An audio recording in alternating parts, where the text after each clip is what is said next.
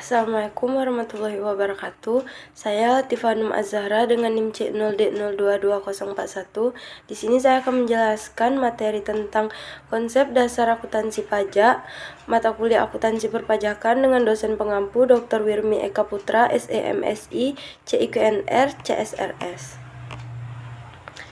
Yang pertama di sini ada pengertian. Akuntansi perpajakan adalah salah satu bidang akuntansi yang diterapkan dengan tujuan untuk menetapkan besarnya pajak terhutang. Dengan adanya akuntansi perpajakan yang baik, tentunya akan memberikan dampak yang baik pula dalam sebuah instansi. Konsistensi dalam penerapan akuntansi perpajakan dalam penyajian laporan keuangan instansi adalah sangat penting karena laporan keuangan instansi merupakan informasi keuangan yang diduplikasikan kepada para stakeholder. Ketidakkonsistenan penyajian akan disulitkan dan bahkan bisa menyesatkan dalam mengambil keputusan.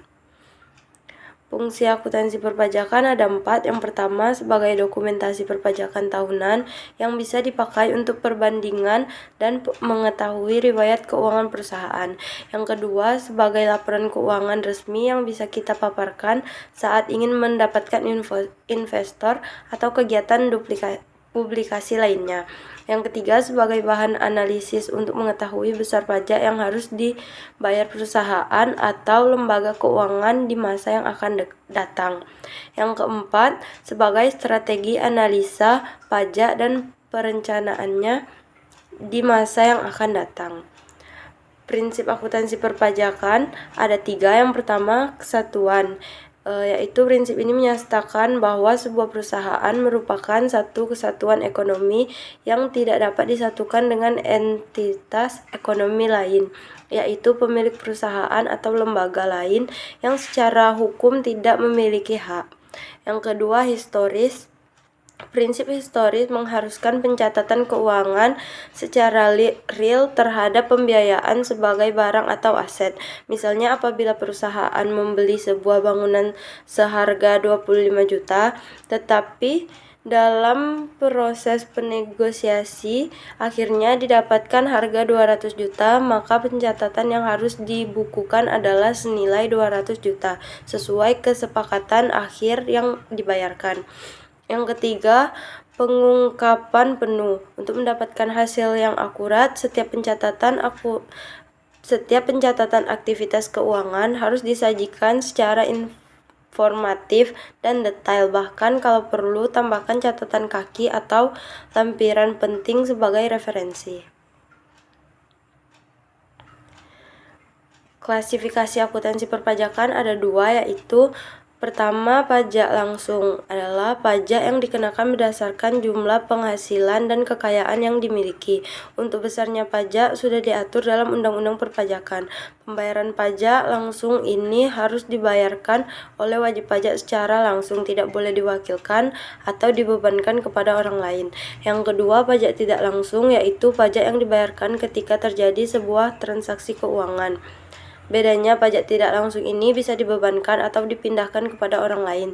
Contohnya saja, ketika Anda membeli sebuah produk di mall, biasanya harga sudah include dengan pajaknya. Sifat akuntansi perpajakan ada 4. Yang pertama, pajak memiliki sifat wajib atau dipaksakan kepada semua wajib pajak. Yang kedua, pajak yang telah dibayarkan kepada pemerintah, manfaatnya sebenarnya akan kembali ke masyarakat. Yang ketiga, kewajiban semua wajib pajak adalah membayar piutang pajak sebelum jatuh tempo kepada kantor-kantor pajak setempat. Yang terakhir, fungsi dari penggunaan hasil pajak tidak hanya digunakan pada aspek ekonomi saja. Rumus untuk menghitung pajak terhutang yaitu 25% dikali PKP sama dengan PPh badan. PPh badan dikurang PPh pasal 23 sama dengan utang pajak. Contohnya di sini ada PT Berkah memiliki penghasilan kotor sekitar 70 miliar dengan PPh sekitar 2 miliar. PPh pasal 23 sebesar 1 miliar dan pengeluaran sebanyak 42 miliar.